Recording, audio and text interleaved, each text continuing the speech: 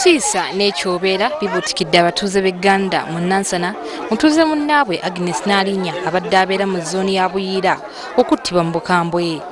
Abatuuze abadde bakedde okukola emirimu gyabwe bwe bagudde ku mulambo gwa Nalinya nga gukangalamye okumpi n'amaka ge.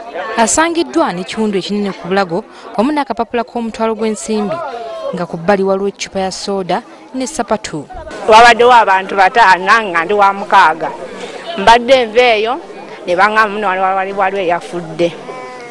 Abamu ku booluganda lw'omugenzi bategeezezza nga bwe bakomye okumulaba ku saa 3:30 ez'ekiro olwo n'alyoka afuna essimu okuva ku muntu eyabadde amusaba okumusisinkana. Yaŋŋambye mpunuka akomewo naye teyakomyewo. N'akuba essimu n'agamba nti najja awo twakomye omuwuliza.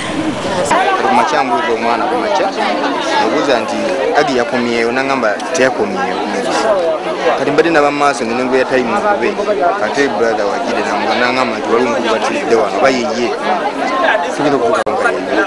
Ekifo omulambo we gusangiddwa tewabaddewo nkwagulo wadde omusaayi kiraga nti omulambo bandibanga baasudde omusuule ovumula Ettemu.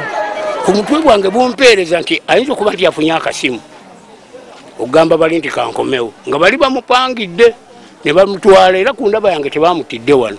And as you have seen, she was hacked badly, and the assailants are not unknown, but of course we are beginning our investigations. Oluvannyuma omulambo poliisi gututte okwongera okugwekebejja n'okunoonyereza ku ki ekyafiiriddeko Ettemu lino. Shamim Batalwo, WBS TV, Kampala.